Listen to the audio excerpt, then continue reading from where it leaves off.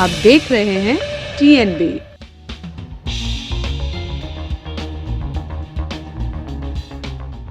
दिल्ली में प्रदूषण की हालत बद से बदतर होती जा रही है। हवा इतनी जहरीली है कि सांस लेना भी मुश्किल हो गया है। अब इस खतरे के बीच एम्स डायरेक्टर रणदीप गुलेरिया ने बड़ी चेतावनी दी है। उन्होंने कहा कि दिल्ली में बढ़ता प्रदूषण कोरोना मामलों को भी बढ़ा सकता है।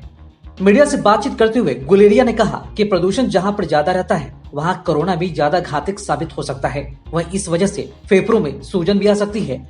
गुलेरिया ने यह भी जानकारी दी कि प्रदूषण की वजह से कोरोना वायरस लंबे समय तक हवा में रह सकता है और ऐसे में फिर राजधानी में मामले बढ़ने का डर है।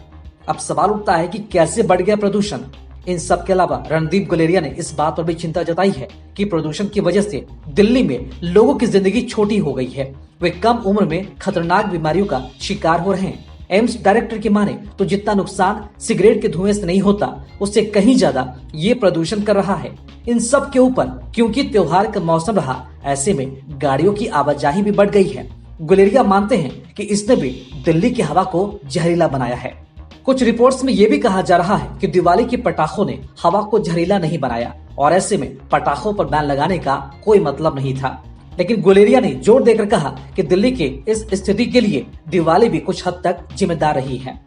अब पर्यावरणविद विमलेंदु झा ने भी कहा कि वायु प्रदूषण से हर साल 15 लाख लोगों की मौत होती है।